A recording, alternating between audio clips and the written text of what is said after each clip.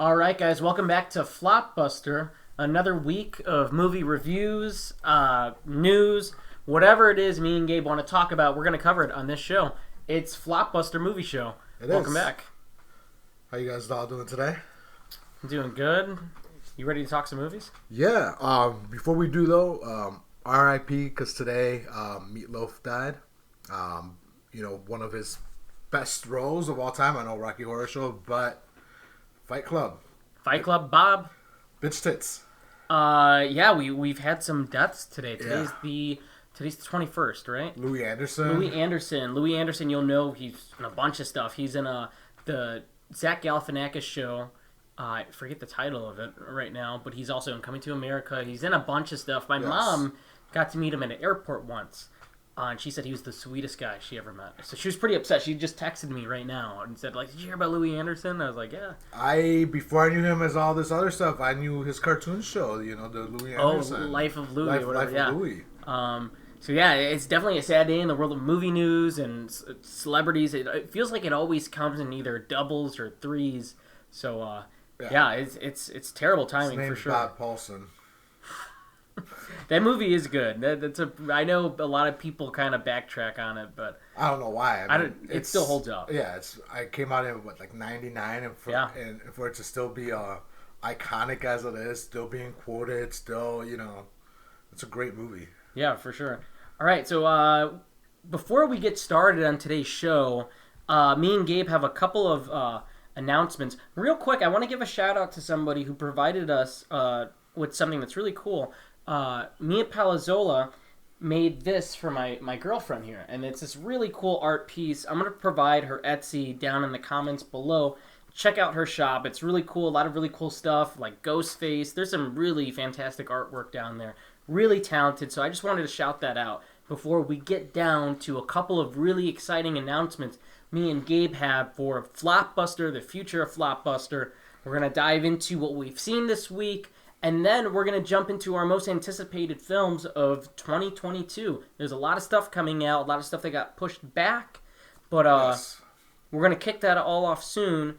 But first of all, we got a couple of exciting things, including a couple of new movie reviews. I know Gabe's going to check out Moonfall coming up next week, right? Next week. Okay, cool. I'm going to try to check it out. I know we've received some early passes to go see Moonfall. You're a fan of disaster Michael Bay style movies. This is Roland Let's kill Emmerich. the planet.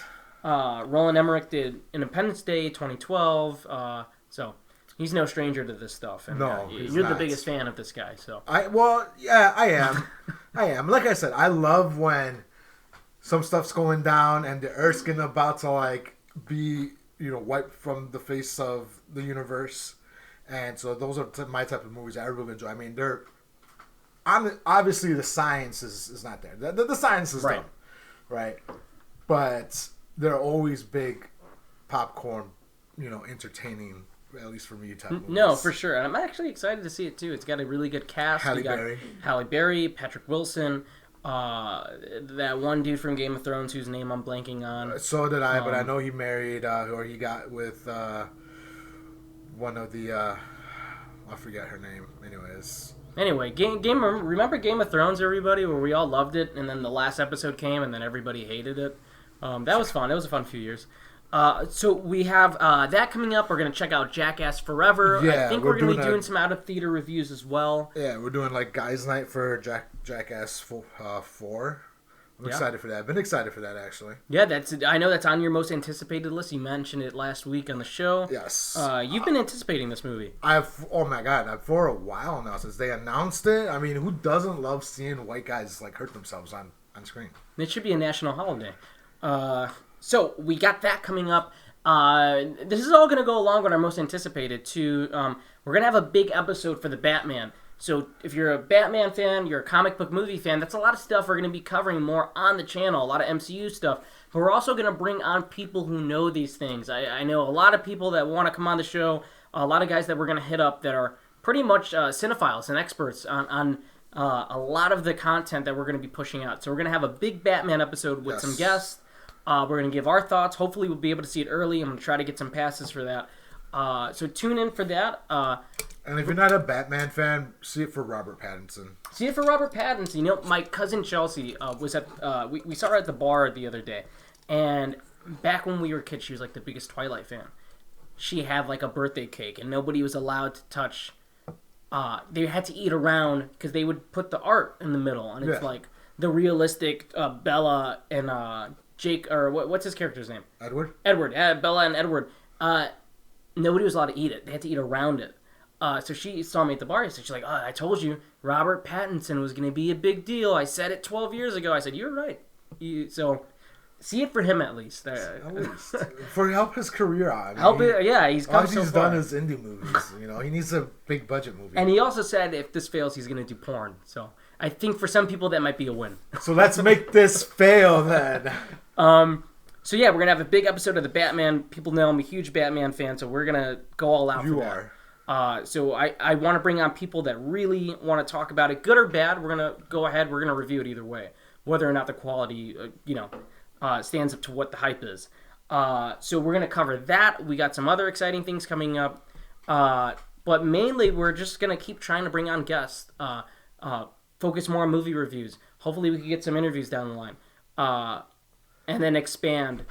Yeah, because, I mean, to be honest, guys, you know, we thank everybody for subscribing, but we really need to get our subscription numbers up. So Road to 200, guys. So let's get to 200. At 500 views, me and Gabe will get a studio. And we will bring back the great Sky Selenite. I'm just kidding. We won't bring that guy back. No. But we will be planning on getting a studio.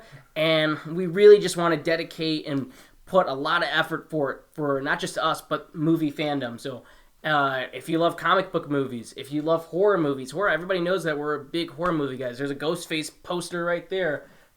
Michael Myers, Adam's Art Box. You got this mini puffs. So a lot of the stuff that's coming for the channel, Flopbuster, it used to be a lot of the guilty pleasures that we loved, which from time to time we may revisit. But I believe the formula from now on is going to be covering movie news, things we're anticipating, and reviews. So without further ado, I'm ready to get started. We could go ahead and dive into all the things we want to talk about today, but we just wanted to run that down with our subscribers, and we really want to grow, and we're hoping to do that this summer. Absolutely. It's going to be the summer of Flopbuster. It's going to be really good. You know, you had a hot girl summer.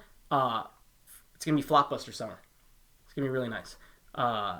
We're just going to let it all flop out. Oh, yeah. Gabe's going to get naked at 500 subs. We're going to do a whole episode. He's going to be in his underwear. We're going to be eating hoagies the whole time. It's going to be really good. Hoagies? You don't go with subs? You go no, with we're gonna go with Philadelphia hoagies. That's the way we're going to do it. Okay. So what have you seen this week? I saw the first 3 episodes of Peacemaker. Okay, good. I finally caught up on Peacemaker. I saw the first 2 episodes. We're going to watch 3 and 4 probably tomorrow or sometime this weekend. Yeah, I haven't checked out 4 yet. That's probably tomorrow. What have you thought about it so far? All right, so I haven't always been a huge John Cena fan. And anytime I've seen John Cena in film, I'm like, what's this dude doing on here? I've always equated John Cena with like the Marine, because he made like maybe 3 or 4 sequels of like the Marine and his whole military persona, which I have nothing against the military, nothing against it, but for John Cena at least it felt like he was just like a one-trick type actor, just like the Marine, right? And then with Peacemaker, when he did the Suicide Squad last year, he made me a fan. I was like, okay, this guy's funny. He comes across the screen like, and it was a little bit before that. There was a movie that he did with Amy Schumer, I believe. Trainwreck. He was funny in that. He was funny in that, but I still just had that the Marine type. There's something about him where when you see John Cena, you're like, I could see this guy working in small doses. I'm not sure about him carrying his own sort of thing. Right, and that show is hilarious. The show is funny. Yeah. It's well written, and I mean I shouldn't be surprised James Gunn, produced he wrote every episode too. So yeah, no, I agree with you. I finally watched the show because I've been anticipating it, but work and stuff I just haven't had the time. So we finally sat down, we watched Peacemaker, and it was even more funny than I thought it would be, and I wasn't expecting the level of crass humor, just violence, everything within those first 2 episodes that I got to watch was like, wow, like they're doing this on HBO with a big budget. Yes. Even when the movie kind of underperformed because of COVID and stuff too. Right. And then, don't get me wrong, the movie made my top 10 of the year, right? It was, I believe, my favorite of the year. And, but Peacemaker on its own, it's almost like you're getting like a direct sequel to Suicide Squad, and you're just getting big doses of John Cena. Yeah, and you know what? The best thing about the show is, of course, James Gunn. James Gunn is an icon in the nerd community. All the films that he's done, but John Cena is one of those guys where, when you watch from afar, the film community and general audience just like, okay, is he going to get the Rock effect where we're not so sure about him, then he gets that one movie or whatever it is, and we're like, oh, this guy's awesome. The one thing I will say about The Rock is that I feel like he's softened up. Like, you kind of know what you're getting from these movies starring The Rock. Yeah. Peacemaker makes me excited for John Cena, because not only can he do something very much in the lane of Fast and Furious, Sisters, Trainwreck, he could do something like this. That's super, like, hard R in terms of its violence. It's very 80s violence, trauma, which James Gunn is known for, but it's also incredibly funny. And there's also some emotion so far, too, which is really good. That's a good showcase for John Cena, the actor. It is. And I hope John Cena stays that route, because as much as everybody likes The Rock and as much as The Rock has done really well for himself, like you've said, The Rock has basically been a one-trick pony for a lot of his movies over the last, I want to say 5 years. 5-6 years. Yes. So, with John Cena, The Rock, you're getting a PG-13 movie all the damn time with him. You maybe get a swear word out of him, one or two a movie. Yeah. That's about it. With John Cena, I think he could take his career a different route and go for those hard R movies. Bring back those guys, like, Schwarzenegger, Stallone, those guys that would do. Which I thought that was going to be The Rock's move. I thought he was going to be the next, Arnold, the next Sly, but he's not. I mean, I know he's carved out his own lane, which is kudos to him, and I'm glad for him. I mean, we all know The Rock's, backstory, $7, whatever. Yeah. And so I'm glad for him. He deserves it, all his hard work. But as far as, like, when you go see a Rock movie, it's the same formula. Pretty girl saves the day. A lot of it's definitely like you saw Red Notice, right? I didn't check out Red Notice. What did you think of that? It has the same Rock formula. Yeah. And I know that made like a big deal of money for Netflix, but most people I talk to pretty much say the same thing. It's The Rock and Ryan Reynolds playing the same sort of character. Basically, it's like if you mixed in Hobbs with Daredevil, that's Red Notice. And in what way would Daredevil? Not Daredevil, I'm sorry, Deadpool. Oh, okay, Deadpool. I was like... Ryan Reynolds, like, Deadpool wit and humor. Right. Mixed in with... Like a Hobbs and Shaw type like thing. A Hobbs, type of deal. I think that's what I appreciate about John Cena. I mean, a lot of people might not think he's, might not be the greatest actor, this and that. But from what I can see, he loves to take different chances. He's done Transformers. Another movie we haven't mentioned is one, Transformers, which he did Bumblebee, but two was Cock Blockers, which was really, really good. He was funny in that. Yeah. He was incredibly funny in that. And I think that's something that he can utilize where The Rock is incredibly funny, but he doesn't do comedies. He's not trying to do comedies. He did Central Intelligence. That's all I can remember. That here's the thing: is most of his are a little bit comedy because they do have mixed in whatever writers that he has. But one thing about The Rock is I thought he was going to go that hard. I remember Pain and Gain. Pain and Gain. Remember the movie Faster? Nobody talks about that movie. Right. Remember Walking Tall? Walking Tall. That's when I thought, okay. The Rundown. That's PG-13. The Rundown's awesome. And then remember, I think it was Walking Tall. Towards the end, you have Arnold, and he sort of gives him the little wink, like passing on the torch. So I was like, all right, The Rock's going to go that route. But then all of a sudden, he found this niche within, like, so here's my theory is that action. John Cena, we're seeing something where he's becoming, he could be the next big Arnold, Stallone, whatever. If he chooses to keep going the route he is with Peacemaker and taking on more films and TV shows like that, he can go that route. The Rock kind of found, I can't even doubt it or like knock him for it. The Rock found the success where The Rock is a brand. He's got tequila. He had an alarm clock for a little bit. there's these things that we group in with The Rock and things we expect from The Rock. It's kind of like a Marvel show or something. You expect stuff from Marvel to be a certain kind of way. Right. You expect to go into a Rock movie, The Rock saying a quippy little one-liner, but it's nothing beyond PG-13. That smile that he has. He's got the smile and stuff. Right. And don't get me wrong, the Rock is like one of the most charming actors you'll ever see. Right. But it's definitely cool to see John Cena go in a totally different direction where he's unlikable. He's terrible, but you love to see a character like that. And it's so cool for somebody of his caliber to do that. It is. Because you also have another wrestler that's also carving out a nice little role for himself in Batista. Batista's going the same route, and he's going to be in Knives Out 2, which is on my most anticipated. Real quick, Gabe hates Knives Out, so I just wanted to throw that out there because he threw me under the bus last episode. So don't hate Knives Out. I watched it, but didn't pay attention to it, so I didn't keep up with it. So I was in a weird state of mind when I saw it. I may give it another opportunity to watch it sometime before the sequel. You got to before the sequel, maybe. You seen anything else lately? Any other movies? No, because with work I've been coming home late. I know when I come home, Jess is watching Manifest, which she claims is a good show, which is decent, but I feel like it's been getting a little bit repetitive as the season gets on. Yeah. So I saw the Tragedy of Macbeth. I'm not a Shakespeare guy. I don't know what the hell they're talking about most of the time. But I was really...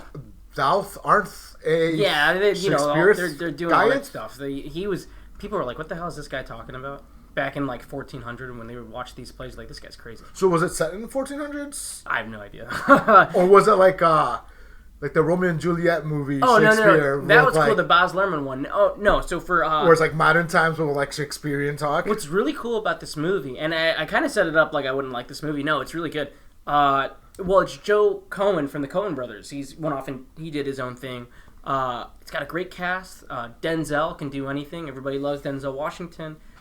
He's the best. No, he's not. Frances McDormand. We got a lot of people in this movie that are really, really good character actors. Does Denzel play a cop in this movie?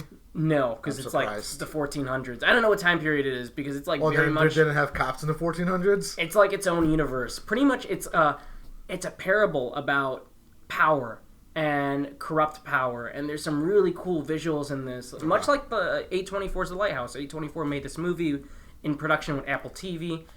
So I actually waited for streaming, just watched it. It's about 95 minutes. Regardless of the Shakespeare dialogue, which might be a turnoff for some people, come to it, just recognize it's 100% the Tragedy of Macbeth. But there's a really good story in there besides that, one that's spanned generations and inspired a bunch of movies. And the best thing about this is the visuals. The fact that it's nonstop. There's something always happening. It's pretty easy to keep up with. And again, it might be a turnoff for some people with that dialogue, but as long as you know that going in, this is not a boring movie. It's a really damn good movie. And some surprising violence. But yeah, the character work, the visuals, it has some of the best cinematography I've seen probably all year, regardless of 2022. I'm talking in terms because it technically is a 2021 movie. The visuals in it are insane. Again, it reminded me of The Lighthouse a little bit in that regard. So it's like black and white? It is black and white. Okay. Black and white. Another doesn't like black and white movies. We should start Punch Gabe in the face and retire Punch Tony in the face. Because I think people are really anticipating that. I do not want to be punched in the face.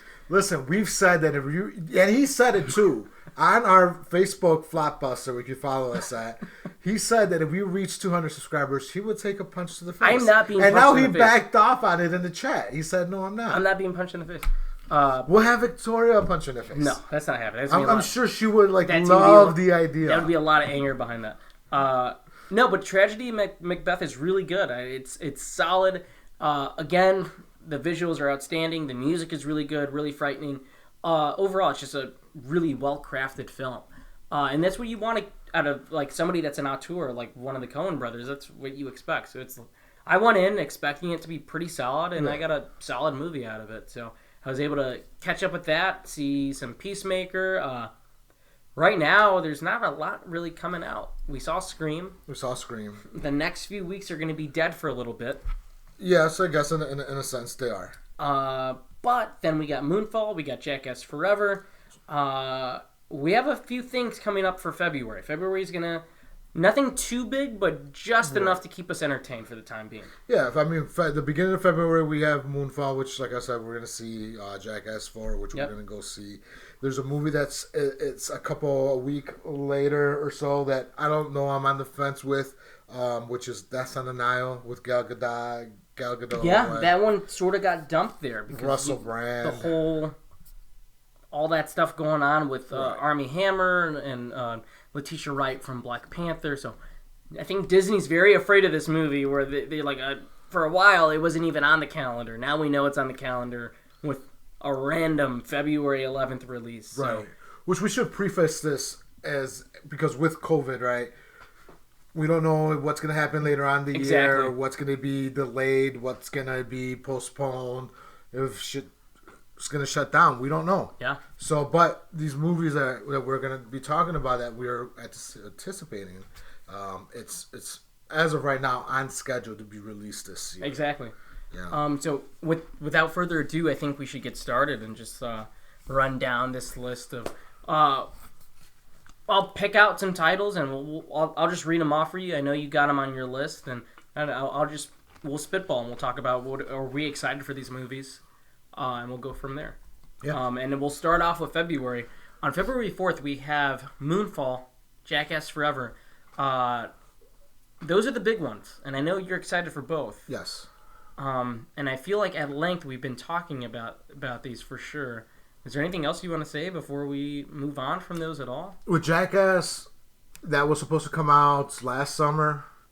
And then October. Most of it had to deal with COVID. But another aspect had to do with BAM suing, the production company and all the Jackass cast. Apparently, from what I've read or understood, I guess he was suing because when he got kicked off, they said they were just going to delete him completely off the movie. Obviously, he needs some money because he's, in bad shape. So he sued, and I guess he won because they are going to show him, and he is listed now in the credits, like way towards the bottom. But apparently before they kicked him off, he was able to at least film one stunt, which they're keeping in the movie just so that he could get paid. Yeah. I'm pretty excited for it. Casually, I'm not like the biggest Jackass fan, but the stuff that again, Did you watch the show when it was on MTV? Oh yeah, I would late at night it would come on. I would Jackass, Scarred, a lot of these MTV shows where it was just white kids just hurting themselves for no reason. But the past movies are fun, and again, it's like that Eric Andre thing, where it's just it's really fun to see people just get themselves hurt. Or even Bad Grandpa. Johnny Knoxville's Bad Grandpa was a fun watch. Right, well. Action Point. Yeah, Action Point. It's a brand. Again, it's a brand where it's just I think I'm ready to see something like that again. Have a good laugh. And there's not a lot of comedies that are coming out lately, which is a point me and you have made. And a lot of big studio comedies that they don't exist. So this is one of them that does exist, and it's got a big following. So it's going to be very fun to see that in a packed theater amongst other people just howling and laughter. I hope so. Yes. So Moonfall, we know you're excited about, and then we go on to February 11th, and we have Death on the Nile, which is my most anticipated movie of the year. Is it? Yeah, I'm a huge Armie Hammer fan. Regardless of him biting people and all. So the you like the stuff. Lone Ranger? No. Okay. No. I honestly, when it comes to Death on the Nile, I think my curiosity is it's more than anything just piqued by it. The movie itself looks fine. Listen, you like Knives Out, so you like that. I like murder mystery stuff, and I like Kenneth Branagh, but that's not really what piques my interest. I want to know what's with the movie. How it's going to be received. Because we know Gal Gadot is a polarizing figure for who knows why. I guess the Israeli stuff. But Armie Hammer is in this movie, and he is technically canceled. And this is a big, wide release by Disney, who bought Fox. This was a Fox film. Letitia Wright is on the hot seat right now, slowing down the Black Panther production. Rumor has it this is not an official thing. What we know is that she got hurt on set. Right. but there's also the aspect of her not being vaccinated, which again has a lot of people very angry. Right. The film itself looks fine, though. Again, I like Kenneth Branagh. He's done some really, really good films. I think it looks pretty good. Did you see The Murder on the Oriental Express? No, I'm not a huge murder mystery Did guy. you know I said the title wrong? I was gonna wait and see if you could.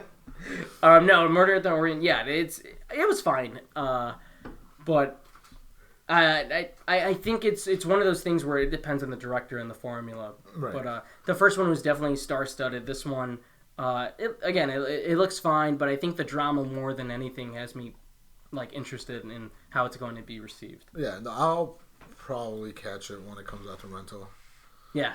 You know. Yeah, I'll probably do the same. So then next week, we have it's a pretty big week after that. No, it's not. Wait, we missed one. We missed one because I've talked about this since I saw this. Wait, we missed two because I'm actually interested in another one, which is also a romantic comedy. So I'll let you go ahead and say your pick that I missed because I completely blanked. I mean, how are you gonna miss J-Lo? Yeah, it's J-Lo. It's J-Lo with Owen Wilson. Owen Wilson is back in the leading role. And again, the dude from Game of Thrones is in this movie. He's having February. He's in like big. What's it? You know what? Hold on. I want to figure out his name. But anyways, the movie is called Marry Me. We're coming back to rom-coms, which I'm excited for. They're making a comeback. John Bradley is his name from Game of Thrones. He's a really good actor. He plays Samwell. Yeah, Samwell. One of the best characters. He was one of my favorites on the show. I just completely forgot his name. How are you gonna miss Marry Me? I'm gonna see it. We're gonna go see it. We're gonna go see it. I'm gonna take my girl for Valentine's Day. Well, let's do a group scene of it. We'll do out the theater reaction of Marry Me. So we got Marry Me. Then we'll go to White Castles because for dinner you make reservations. They give you a little White Castle heart-shaped. I can't eat White burgers. Castle anymore. I can't do it. They don't even clean those grills right. It's like every 30 years maybe they'll clean it. That's what gives it that special that flavor. nice flavor. And yeah. It's like one guy every 30 years goes, you know what? When was the last time this was cleaned?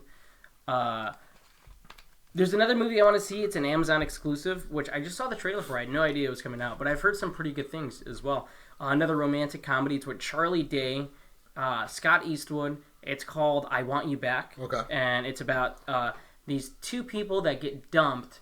And what they do is they go, oh, we'll sabotage each other's exes so they'd go falling back to them.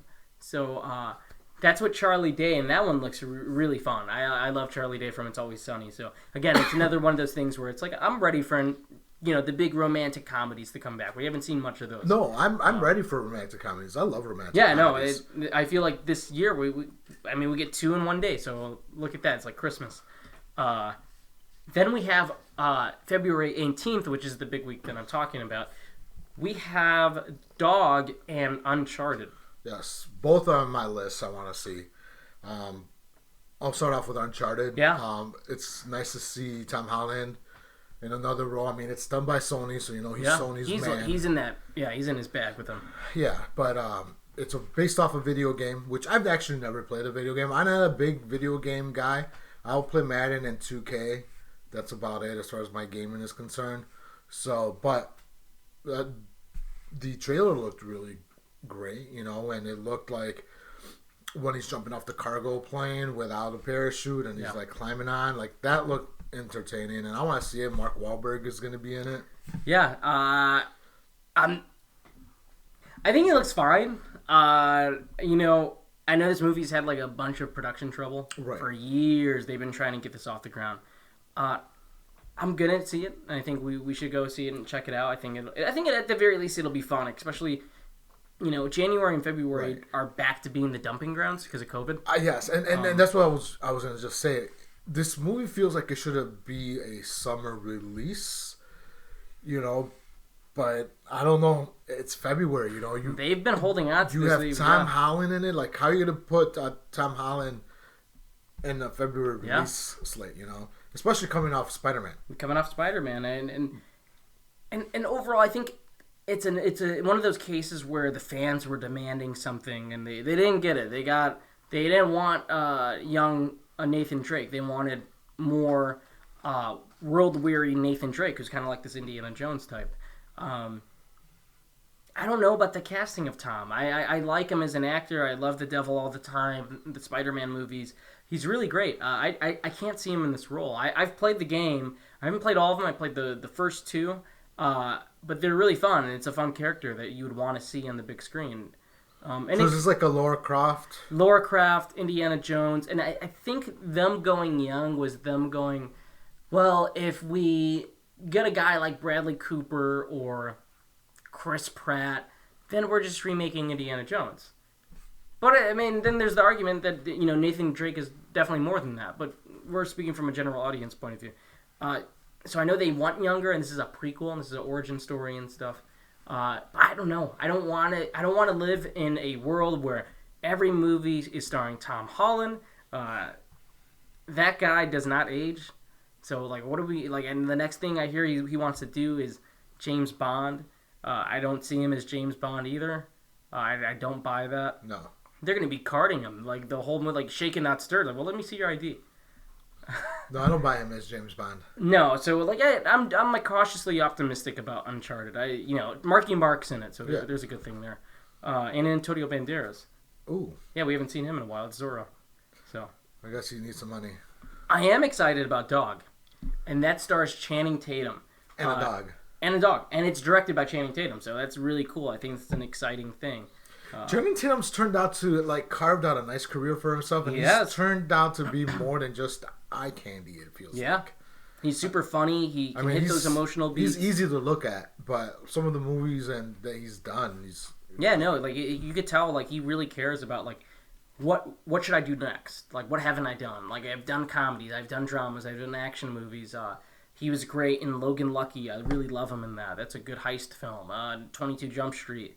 So I'm excited for this. I think he's going to do pretty well. I think that might be a sleeper hit, honestly. It could People be. might want to see that. It might pull the whole, religious crowd. It's definitely going to pull the dog lovers. Yeah, the religious people really love Channing Tatum. Especially after Magic Mike, who didn't? Well, he's got the abs like Jesus on the cross, so they got something in common. You know what? I'm upset about though that Fox did is that they canceled Gambit because I thought remember that was a thing. Oh my god! I would have loved to see him as Gambit. Yeah, that was 5 years ago. We kept hearing every week, "Oh, Gambit's coming. He's doing Gambit." He's doing Gambit. I heard Len Wiseman was directing it. I heard Doug Liman was directing it. I heard literally every director in Hollywood who jumps around and does these movies. These big studio action movies was attached at one point to direct Gambit, and that's funny to me because it was one of those things where it just never happened. For 5 years we heard about it, and he wanted to do it, and he's from Louisiana as well, like Gambit is, and he's like, I could do it, I want to do it. Yeah, he was super passionate about it. I'm curious what that film would have looked like. I know there's got to be a script somewhere on the internet. I'm sure. I'm surprised nothing has ever leaked. Yeah, no, Gambit's an awesome character. It's some people's favorite X-Men character. So, yes. That's Dog coming out on February 18th. Then we have another pretty good week, I would say, on February 25th. A couple titles we're going to shoot out. We got Studio 666 and Cyrano, which I had no idea Cyrano was pushed back to... Cyrano. I had no idea it was pushed back to 2022. No, everybody knows the story of Cyrano. Yeah. I feel like it's a story that's been told so many times in movies. There's Steve Martin's Roxanne, where he's got the big nose. Right, it's the same story. But they're changing that this time, and now they're using Peter Dinklage. Peter Dinklage as a small person instead of having a big nose. He's a small person. When I've heard the movies, and they're using awesome. they're using the black guy now as a love interest as well. Yeah. So they're changing it up a lot about the story. Yeah, but it's a little bit interesting seeing it as as a little person instead now. Yeah, no, they've made some really cool changes. That's got a really solid director in Joe Wright. He's done The Darkest Hour and stuff. So the movie looks really, really good. And I know critics have seen it, and I think the UK has already seen it. I think it's playing over there. So we're going to be the last to get that, and that's February 25th. I think I said the 22nd, but it's... The 25th. And then you have the Foo Fighters and doing a horror movie. Which I just saw the trailer for when we saw It looks Scream. crazy. It looks crazy. It looks fun. Yeah. Who let him make that movie? But yeah, it looks really, really fun. It reminds me of Tenacious D. And the Pick of Destiny? Yep. It looks to have that very similar flavors and tone, just off-the-wall comedy and horror.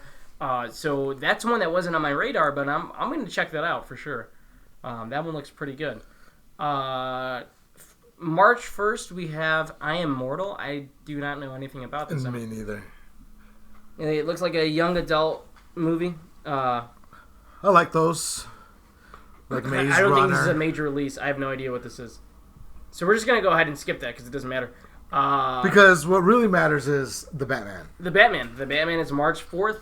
I'll save most of what I want to say about this for when we actually see it. Because we're going to be doing that big episode about it. Ever since this movie was announced, I've been excited for it. Oh yeah, you've probably heard me in every chat just nonstop. This movie, Batman. The Batman. They're talking about Robert Pattinson. Robert Pattinson. Oh my God, look how Robert Pattinson looks. I have been on this movie's dick since day one. From the moment they brought in Matt Reeves, and I was like, oh, I love the Planet of the Apes trilogy. That's awesome. I've been against it since day one. He is lying. He is lying. No, I have my reservations about it. Okay, and I'll say a little bit about it. My reservations is that I would have preferred to get my standalone Batfleck because I do. I would have liked that. I will say that, and it was with Matt Reeves attached to it too. I would have loved to see an older Batman. So here's what I'll say about that. And Ben Affleck, because I thought Ben Affleck played a great Batman. And I heard his script was awesome. I heard he wrote a really good script.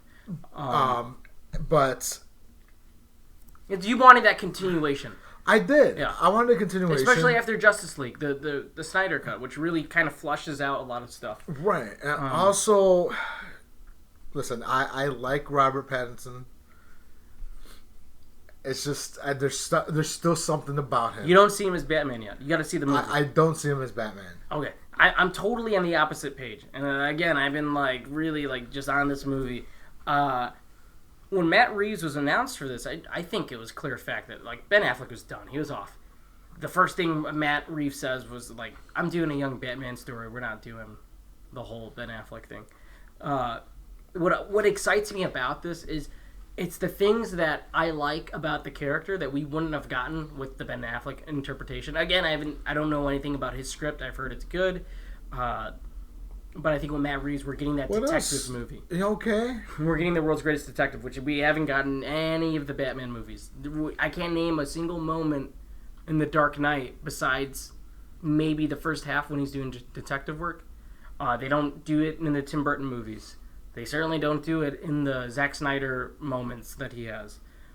We're getting that for the first time. It's the biggest part about the character. We're getting that in this whole trilogy. Young Batman, for sure. All the stories involving that. The Carmine Falcone crime family. These are big things in the comic books that haven't been big in movies that should translate 100% well. Which is what I'm excited about. How many times are we going to see a young Batman?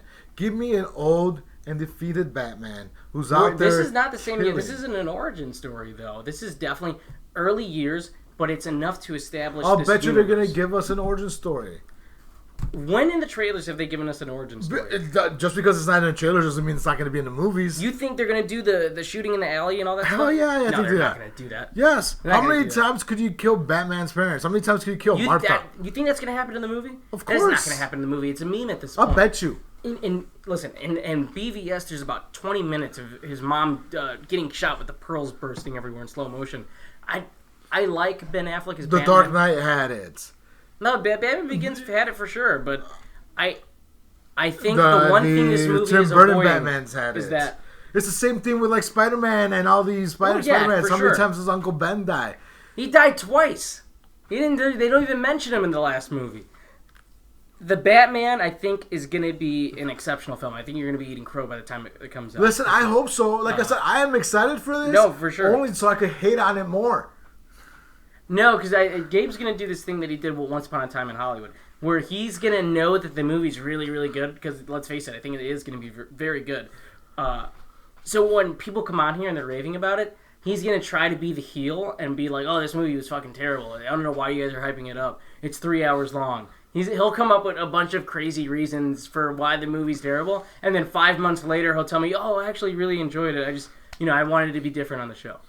It was about a year I went with that joke with Once Upon a Time in Hollywood. That was the worst joke. But yeah, that's the Batman. We got the Batman coming up in March. We'll have that episode up. A lot of really exciting stuff there. And let's just hurry past a lot of these things. There's a lot You of can't movies. hurry up though, because like 2 weeks later we have X, and I think We do. everybody, and us included, and a lot of people in like the horror community are very excited to watch X. It's an A24 horror. Yep. So if you liked, well, it's not going to be like them, but the same studio that did Hereditary, Midsommar. Yeah. X is going to be good. We got Kid Cudi in there, Jenna Ortega, Brittany Snow, and what makes X a little bit different than the other A24 films is this is the return of Ty West, who's done the Innkeepers. He's done House of the Devil, and which this film looks a lot like that one stylistically. So it's a 70s porn shoot gone wrong. Yeah, sort of. I get Texas Chainsaw Massacre vibes. Devil's Rejects. Yeah. Because it's like grainy. It's got that grimy 70s Super 16 Southwest, look. Texas type, Yeah, no, vibe this to is since I saw the trailer, I know this has been on my list, which you gave me shit for because you claim that I hate You do hate A24 movies. Every single this A24 guy gets movies. so hyped up for A24 movies. Oh my God, this A24 movie's coming out. He gets hyped up. So he gets so hyped up, he gets me hyped up, and I'm like, shit, man, let's go, let's watch this. I watch it, I come out, I'm like, oh my God, this movie was fucking great. This guy, I hated it. No, I don't think it's good. Anybody that I knows don't think it's worth the hype. Like, dude, you're the one that hyped this up to the point where it made me want to watch it. Let me say my piece now. First of all, I don't use the word hate. I think anybody that knows me knows that that's a lie. But two, it's a severe dislike. It's the horror movies that I definitely get a little like, okay, it was fine. The other films, for comedies and dramas, I think A24 is fantastic. Lady Bird and Good Time and Uncut Gems, those are like A+ movies for sure. One thing I don't like about A24, what I do love them immensely, is this constant like, well, let's market a horror movie, and then when it comes out, well, it's not a horror movie, even though you just told everybody it's a horror movie. And then the movie you watch is clearly a horror movie. But then the director and people involved saying it's not a horror movie. It's like this hypocritical thing that's just like, well, what is it then? So he dislikes Ari Aster a lot. So no, that's not true. I really like Ari Aster, who's got a movie coming out too this year, which I think is going to be very, very cool. That's with Joaquin Phoenix. But then we have April 1st. Let's jump ahead. Let's jump up to April 1st. Yeah, because a movie that I've been waiting for a while is because he's one of my favorite Spider-Man villains or anti-heroes, whatever you want to call. Yeah. Besides Venom, Morbius. As you know, if you follow this channel for its inception, we are big Jared Leto fans, best Joker of all time. So we finally have him here as Morbius. This movie's been, oh my God, I think it's been delayed more times than New Mutants. So I feel like this movie has the potential of either being really, really good or being really, really bad. Terrible. Like New Mutant was. And that's just what scares me about this movie. It's okay, so it was supposed to come out last summer, got pushed back to October, then which got pushed back to January, and then now it's been pushed up to April 1st. Yeah. So I'm scared.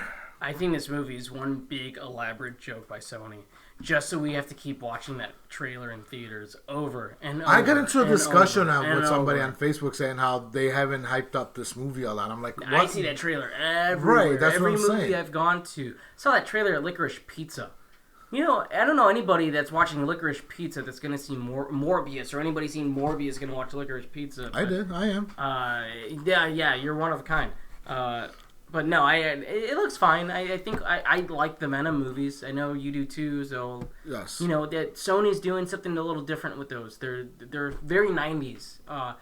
They're a lot more whimsical and fun and lighthearted. So I know Morbius was, I think I heard, pretty short too. So that's what they're going with, just a very rapid pace. Oh, according to IMDb, it's an hour 48-minute movie. It's pretty short for a superhero film. That's 108 minutes. Venom was 95 minutes. That's around the same. I think the first Venom was around the same length as Morbius too. So I'm cool with it. Like, the one thing I will say is I'm interested in how this connects with all the Spider-Man movies, because I know Michael Keaton's in it. Is he playing Adrian Toomes, or is he playing a totally different character? I guess we'll see. We'll see what happens. So then we have your most anticipated movie of the year, Sonic the Hedgehog 2. Okay, so low key in 2020, right before COVID got big and the world shut down, the last movie I saw in theaters was Sonic the Hedgehog. Yeah.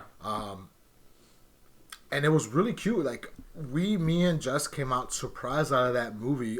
First of all, surprised because she doesn't like to see animated films. Right.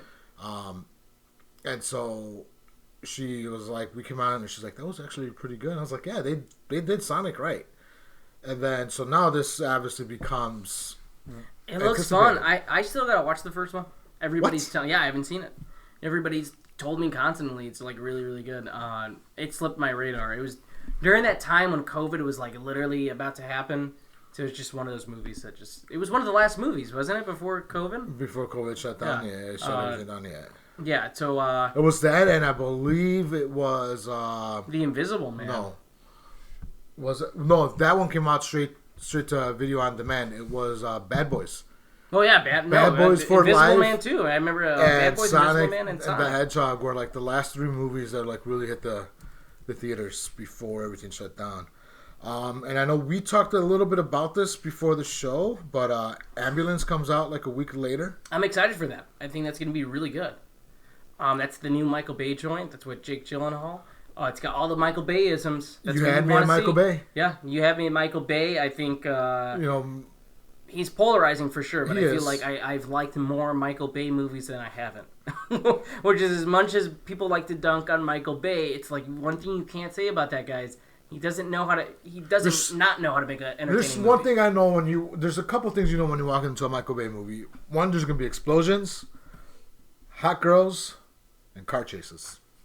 That's all you need. Sometimes that's all you need. That's all you need from a Michael Bay movie. Sometimes you want a Big Mac. His movies are the equivalent. Right. I mean, Bad Boys, you had the action. You had, at that point in time, I forget her name, from the first Bad Boys. Tia Leone. Yes, she was the It Girl awesome, back then. The Transformers, you had Megan Fox. Yeah, but I mean, Pearl Harbor, which is Gabe's favorite movie of all time, one of the greatest war movies. Do you like that movie? Pearl Harbor? Yeah. I don't. I'm not a big war movie man. Like, I'm sorry. I know it's like one of those movies that people go, oh, it's just terrible. It's like. So there's one I want to talk about. We could talk about Fantastic Beasts, but no. I like the Harry Potter movies. I haven't liked any of these Fantastic Beasts movies. I don't think they really carry on that spirit like I would have hoped. So I don't plan on seeing this one. The Northman is one I want to talk about. Did you see the trailer for that? No, I have not. So The Northman is with Alexander Skarsgård. It's got Nicole Kidman, Willem Dafoe, and it's from the director of The Witch and The Lighthouse. This is his third movie, Robert Eggers. It's not an A24 movie, although you might have thought it was. It's about Vikings, and Ethan Hawke is in it too. Okay. This cast is stacked. It looks fantastic. And it's a Viking revenge movie.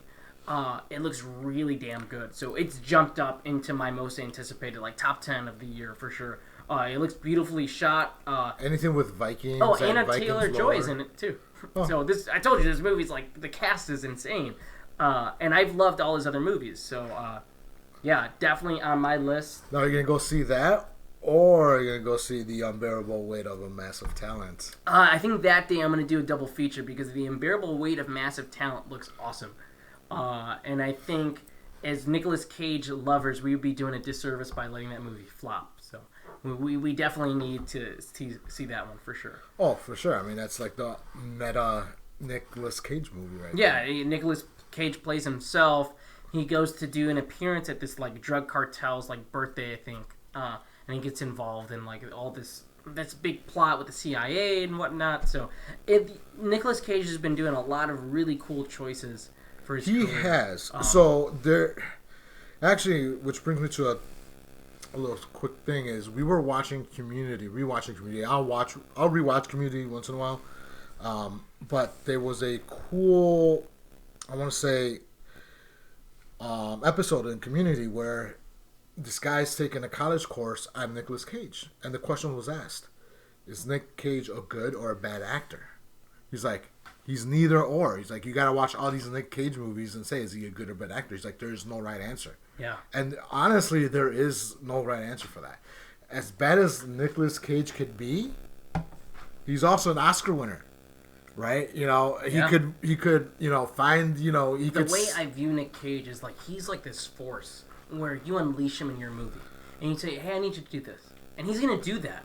Now it's on you if that movie is good or bad. It's how you use Nicolas Cage. Right. When you see movies like Pig, Raising Arizona, the best of Nicolas Cage, Gone in 60 Seconds. Gone in 60 Seconds, The Matchstick Men. Moonstruck, that's one of my favorites. Like The Weatherman. It's like, how are you going to use Nicolas Cage? If you as a director are going to utilize him and know this guy is just crazy, we're going to do something where it's going to leave in Las Vegas. Like, if we're going to do something that showcases his craziness as an actor, Joe, Con Air. The list goes on. Right. Nicolas Cage is just, at this point, a legend. He is awesome. It's on you if you're going to get a good or bad performance as a director out of Nicolas Cage. And I'm not going to say whether you get a good or bad performance. You're always going to get a good performance out of him. He's always going to give you 100%. You're going to get 100% out of Nicolas Cage. Mandy. Mom and Dad. Yeah, dude, Nicolas Cage will make anything. He will do anything. I think we could write a script and get him to And I think he would do it. I think he'd be like, "It sounds really good." He would do it. He would like it. So yeah, the unbearable weight of massive talent, I think, is going to be awesome. It's going to be really good. Right. Doctor Strange. May 6th. May 6th. I know we're excited. There's not much we can say about that. No, there really hasn't been a lot of leaks. There really hasn't been a lot of... there hasn't been a lot of leaks, but there's been a lot of talks on the internet of... There's one credible leak that I do believe, and we'll cover it super quick because I feel like we could talk about that on an episode. We could do a Marvel episode. There's so much coming out, especially for Marvel. Right. I know for a fact we're getting a lot of cameos in that movie. What they are, who knows, but it's going to be 10 times the amount of Spider-Man. So we'll see how that all plays out, but it's also the comeback of Sam Raimi, who is the creator of Evil Dead, Spider-Man 1 through 3, director of that. Let's give us a Spider-Man 4. We'll see. Maybe it'll give us Spider-Man 4 for sure. I'm super excited. I think everybody on the planet is for that one. So right. Let's see. What are we jumping around or? Oh yeah, I think I want to jump down to end of May through mid of June. So there's 4 movies that I feel like back to back to back. There's some good ones here that I want to see. So we got Top Gun, another movie that's been supposed to be out like 2 years ago. That's been pushed back. So hopefully we finally get to see it, and then we go into Jurassic World, Dominion. I love dinosaurs. I love dinosaurs on big screens. To me, they can't do no wrong. I love all the Jurassic Park movies. No, same. I didn't like the last one. I wasn't a big fan of Fallen Kingdom, but I did like the reboot. I do like Jurassic World. I like the original trilogy. I know people go, it's the first one or bust. I enjoy them all to their own. I like them all. I like dinosaurs. It goes back to that. I like dinosaurs. Yeah. And they always cast these movies really well, too. Right. So it's fun watching these actors interact with that stuff. Then we go into Lightyear. Lightyear is going to be awesome. The trailer was really, really cool. And that's one of the first Pixar movies in a while that's really caught my eye. It kind of plays to that, I want to see an origin story set in the world of Buzz Lightyear. I would love to see an origin story of Mrs. Incredible. Yeah, from The Incredibles. How'd she get them? I mean, yeah. How'd she get in those spandex pants? I want that story. She's got a bigger ass than Kim Kardashian. Yes. And then from Lightyear, we go into actually one of my most... Okay, so we have our most anticipated movies, right? This one is one of my most anticipated horror movies. I'm with you on that one. And that's The Black Phone. Ethan Hawke in this... Oh my god! The trailers have been great. The trailers have been great. The reviews have been great. The director is it's Scott Derrickson. He's done Doctor Strange. He's done Sinister. So he knows what he's doing. He knows horror. This is written by Joe Hill. Well, the original story is who's the son of Stephen King. So overall, this is a powerhouse of horror by Blumhouse. Right. So that's going to be really good summer fun, set in the 70s too. So. That looks like all the things I know you love about horror, I love about horror, all meshed in together. So that's going to be really, really good. And then my most anticipated movie of the year is Minions: The Rise of Gru. So we have that on July 1st. And a week after that, we'll just bypass Minions because, run into Thor, Love and Thunder with the return of... we got Guardians, Natalie Portman. Yeah. Directed by Taika Waititi, who did the last one. So that movie's going to be crazy. Christian Bale is the villain. Thor, Love and Thunder, I mean, low-key, like, not much talk about that movie because we haven't seen the trailer, but we know it's going to be, like, really damn good. It's going to be awesome. It has to be. So the next one I want to talk about is one that we haven't seen any footage of yet, but I've been hyping this movie because I love the concept. It's Bullet Train. It's Brad Pitt, Sandra Bullock, Bad Bunny. We have Joey King. Everybody is in this movie, it seems. And it's about a bunch of assassins on a bullet train with the same assignment. So very old school, very 90s. Right. I like action movies like that. So Bad Bunny is dying first. Oh, who doesn't love Bad Bunny? He had a little cameo in Fast and Furious. I think it's cool. It's a very 90s concept. And I believe the director is the same dude that did the John Wick movies. He's done Deadpool 2 and Hobbs and Shaw. So a really good action director with a solid cast. So that's what I'm anticipating. I'm also anticipating Nope from Jordan Peele. I think we said last week, right? Anytime Jordan Peele name's attached to it, I'm gonna go see it, and that's the one coming out July 22nd. So another horror type movie coming out. We have no idea what Nope is about. No, I know some of the cast, but for the most part, Jordan Peele loves to play close to the heart until he's ready to reveal stuff. But he's the modern master, man. Like, seriously, like at this point, one of the modern ones. You can't deny it. You can't deny him. No. When people talk about masters of horror, once you stop comparing his movies to, once you stop comparing his follow-ups to his first one, you'll see they're all like equally as good. Us, I know, had detractors that went, oh, it's overhyped. If you judge Us on its own, it's a really damn good movie. It's a really damn good horror movie. And I think the same's going to be said when we see Nope. We're going to walk out of that going, damn, that was I hope so. Good. That was really good. So I'm with you on that one. Anything Jordan Peele, I'm there. I'm going to be there. Now, going back to like our rock talk, right? We have Black Adam, which I hope. I'm looking forward to this because I really like Shazam. That was a good. Shazam was good. And The Rock's been hyping up Black Adam, but I hope that DC and Warner Brothers was like, listen, I know this is your formula. Yeah. But this is our formula. This is what worked for Shazam. This is what worked for, Wonder Woman, Aquaman. He's been attached to this movie and this character, I want to say, for like 12 years. Yes. And so hopefully we don't get your standard Rock movie and we get more of a... Something special. Special with him. Yeah, no, and I like the cast. I like what they're pulling from the DC lore. We'll see. This is a big question mark for me. With the other films in the DC slate, I'm like, yeah, I could see that. I like what they're doing. I like where they're going. This is one where I'm like, all right, I like the cast, but let's see. Yeah, what are you going to do with it? Yeah. How are you going to treat The Rock? One real quick I want to shout out, because I know we're scrolling past a lot of these, and I know we're going to cover up one big one that is on our list. There's a film called Samaritan that I think we're going to really, really enjoy and want to check out. A trailer was shown to I believe, CinemaCon. Nothing's been released at all to the public, and it's a big Sylvester Stallone movie. He hasn't been in a big movie in a while, probably since Creed 2.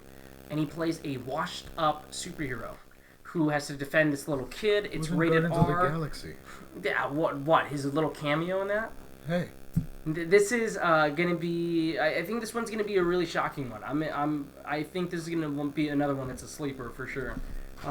Everything I've heard about this movie sounds really good, and it's directed by the dude that did Overlord, which is one of my favorite horror movies of the past. Overlord was fun. So I'm anticipating this one. This is his follow-up, so let's see what that one's about too. So. Okay, and then we're into September.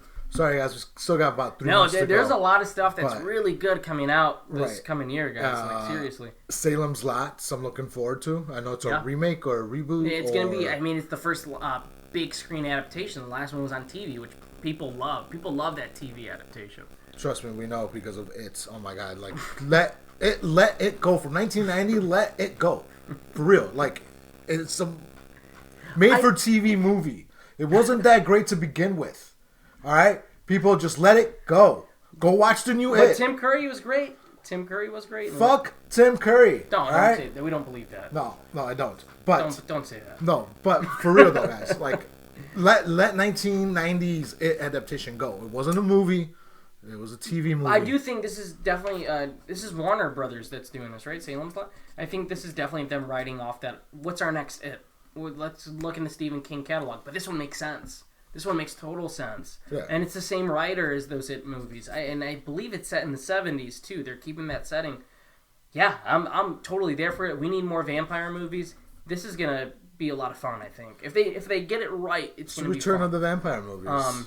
And the director who did this, how did you feel about the last Annabelle? I never asked you that. Did you like it? I thought it was pretty fun. That last Annabelle, I don't actually think I watched it.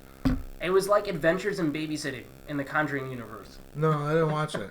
I would check it out. He directed that one. He's doing this. I enjoyed that a lot. That was a ton of fun. So that's one of the big reasons I'm definitely anticipating this one. I love the Conjuring. I love the Conjuring movies, and for the most part, like the beginning of some of their like branches of the universe.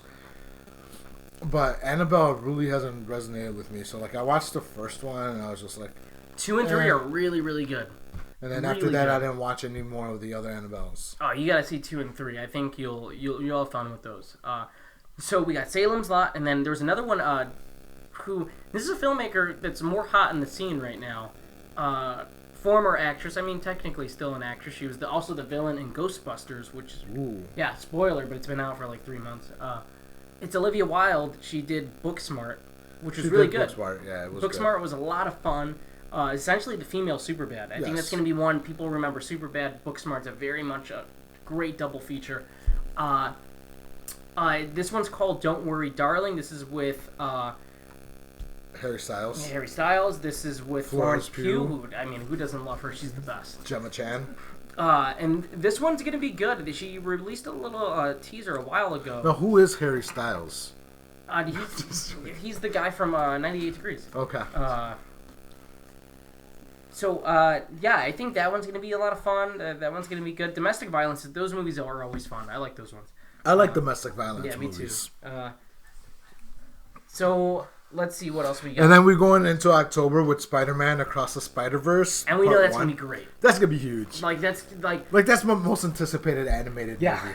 The first one knocked my socks off. Oh, and I think yes. anybody can say that. It's a beautiful looking movie. Right. The animation is great. We have, Hispanic Miles Morales. Nicolas Cage is in it, so it's got that. Oh, man. 2022, we got 2 Nicolas Cage movies. It's the year of Nicolas Cage.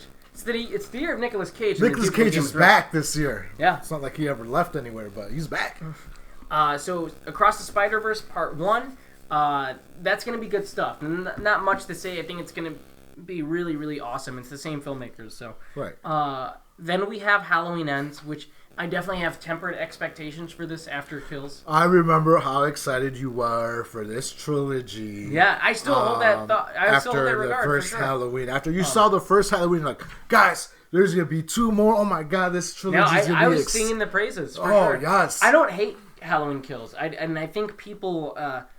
When I tell them I have a lot of issues with that movie, I think it definitely comes off more negative than I mean it to come. But I still trust these filmmakers making these movies, and I think Ends will be a way better movie than Kills. I think Kills is just one of those things where... It's just a movie needed... It needed to happen, for sure. It needed to happen, but here's my problem with pre-planned trilogies or pre-planned franchises in a sense. The middle part suffers The middle part suffers because you know how the movie ends, right? Yep. You have your beginning. Your beginning's always going to be good or great, right? And then the middle is just going to be, At some point, you need the villain to win in order for the sequel to happen.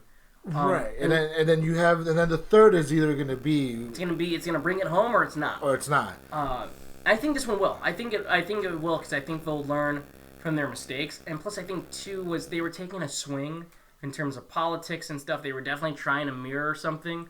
For me, it just didn't really work. But there's a lot of stuff in there that does work. Michael Myers is still a fucking dude. He's a badass. Like he was killing everybody left and right. At this point, his body count is like literally on par with anybody else in the horror franchise. No. Oh yeah. Jason got some beat. In Halloween Kills, he kills like 50 people, dude. And Jason X, he kills a whole freaking planet. We're never talking about Jason X again. All right? Jason kills a whole planet. It's like 20,000 people on that space station. That's true. That is true. So Jason X is the best Jason movie. Okay, there's a few movies coming out in November. We got an Untitled David O. Russell one. I enjoy his movies. I like Silver Linings Playbook a lot. The Fighter is one of my favorites. The Flash. And then we have The Flash coming out the same day. With Batman. That's directed by Andy Muschietti. So, we finally got a Flash movie, but this is more of a Flashpoint movie. We're going to have multiple Batmen in this. We have a new Supergirl, which is going to be cool. Latina Supergirl. I think this is going to be fun. I don't know what to expect with it. It seems very much... You don't, because you have Ezra Miller, and... Yeah. Listen, I'm a person that I love the TV show, and I love continuity. So if you're going to have a Flash with, I forget his name, Grant Gustin. Gustin, yeah. Whatever. Why have him on a TV show and then cast a completely different Flash for the movies? Well, it's like the Superman and Lois thing. You have the Superman on TV, then you have Henry Cavill. I understand that, but people like me who like the Flash TV show, we wanted to see Grant become the Flash in the movies. Yeah. Because he made a great Flash in the TV show. I know people love that show, and I think the movie's going to be... One thing I'm worried about with this movie is that it's an answer to, Spider-Verse and all these things, and, is it going to be very nostalgia-heavy, or is it going to be a really good movie that happens to have these characters? Knowing DC, and as much as I want to like DC, because they do take risk. That's the one thing That's the one thing with DC. But if they don't like the movie, they're going to chop it up. Yes, and that's the one thing I hate about them is, as much as they like to take risk in their movies, if they don't test screen well, all of a sudden it's like, oh wait, well, it's one of those things where the only people they trust are guys that go, hey, when I make this movie, I have complete creative control. Christopher Nolan, James Gunn, Matt Reeves, done the Batman. At that point, it's just like, well, those guys make a lot of money for all these other studio movies. We'll just let them do their thing. I hope Andy Muschietti, it's the same case. He made the studio a ton of money with the It movies, so... I'm hoping that that one turns out to be good, because I'm anticipating the return of Michael Keaton for sure. Right. Then we have we have two movies coming out that I really want to shout out. Now, I'm skipping over Black Panther because I really don't think it's going to make its release date. I don't think it will. I think we're going to see that get pushed back, and I feel the one person I feel bad for and all that is, one, the legacy of Chadwick Boseman, but two, Ryan Coogler. Ryan Coogler is a fantastic director. He jump-started the Creed movies. The dude is just like a machine. He made the first one, and he's been dealing with all these on-set issues with... my bad. The lead star, COVID. He's fighting a bunch of things, and who knows how this movie's going to turn out. At this point, for the first time, I'm anticipating a bad Marvel movie, which I thought I would never, ever say. For the most part, it's like a TV show, right? You go into a Marvel movie, you know what you're getting. Right. I don't know what I'm getting with this. We don't know what kind of movie this is. They're constantly rewriting. They're dealing with so many terrible things in terms of this production shutting down. I don't know how you feel, but for me, I don't think it's going to make that release date. I've had it. I mean, obviously, Chadwick Boseman dying is terrible. Yeah. But ever since his death, I felt like whatever route they were going to take, and I know Disney came out immediately said, oh, well, we're never recasting Black Panther. Right, we're not going to recast Black Panther. Which that I have a problem with. As many times in the comic books, Black Panther has changed, who Black Panther is. Why can't you recast him? Why can't you sort of reform Killmonger and bring back Michael B. Jordan as freaking... Black Panther, which they've done in the comic books. Well, that's true. They could. I mean, I think a lot of people would be fine with that too if he took up the mantle and had that redemption. But it's one of those tricky situations where it's just because Letitia Wright is not going to work out, because I know what they're trying to do. She's probably now going to be the main character, bring up the mantle, which she does in the comic book. Right, and that character so. is awesome, and Shuri is one of the smartest people in the MCU. Right. But with her being her right now, I think she's thrown all that goodwill with the audience out the window. Right. A lot. And remember, Black Panther was a big deal when it came out. When I saw that movie, it was a packed crowd, lines out the door, people dressing up like any other Avengers movie. But this was big. And the movie was really good, too. And I still anticipate it to be big. Yeah. Because of Chadwick, people want to see it out of honor for him It's and their love for Marvel and movies. love for Marvel. It's because it is a minority superhero on the big screen. And that's so that's stuff that you want to see. Right. It's like new voices and things, but definitely the whole Letitia Wright situation and then COVID really being a big factor in this. I don't know about the movie. Right. I mean, I believe in Ryan Coogler. I think he'll deliver something good, but that's a big question mark if it's going to be coming out this year. There's one unknown one, not really unknown, but one that I think is going to be on my radar because it's Steven Spielberg. It's called The Fabelmans. It's got Seth Rogen in there. Okay. And it's pretty much a autobiographical sort of family comedy about Steven Spielberg growing up loving movies in like the 50s as a kid. So it's a family film about so The Fabelmans is like the Spielbergs. Right. It's a moniker for them. So I think that one's gonna be pretty fun. And that one's got a really nice cast too. It's Spielberg, so I think you'll get something really sweet and heartwarming. And that comes out the same day as Creed 3. Well, I'm gonna go see Creed 3, which Michael B. Jordan's directing. He's directing and starring in this, and because homie had to go do a bad Black Panther 2. He's doing Black Panther 2, and the director of the second one, Stephen Cables Jr., is doing Transformers, Beast Wars, right? Is that the new one? Creed 3. I mean, I'm a huge Rocky fan, so 100% it's on my radar. It's going to be. Is Stallone coming back for that, or is his story? That's it. The storyline is done, right? Stallone's done. So I think that final wave goodbye and stuff. So Stallone turned into like Mickey, basically. Yeah, they didn't kill him off. Let him go retire. But yeah, Creed 3's coming out. I think it's going to be good either way. I've liked the first two. I don't see why this one would be any different. And then we have a little unknown movie from. I can't believe they're making a sequel out of this movie. Because, I mean, it flew by everybody's radar. Yeah, this is an unknown one. It's an unknown. It flew under everybody's radar. Like, not a lot of people saw it, so I can't believe, like, they made a sequel. But Avatar 2. 13 years later. Yeah. This movie was supposed to come out, I believe, in, like, 2015. And then they said 2016, 2017. And he's like, wait, guys, I'm doing underwater camera stuff. And they're like, what do you do? Wait, what?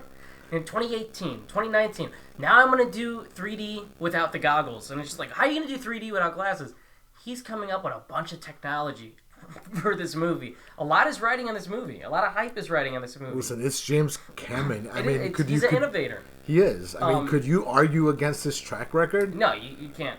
One thing I'll say about Avatar is I don't think the first one holds up as a movie. I think it's solid. I think the visuals are amazing. You're crazy. I think the ride is incredible. You're crazy. Here's what I will say, and I think you'll be shocked when I say this.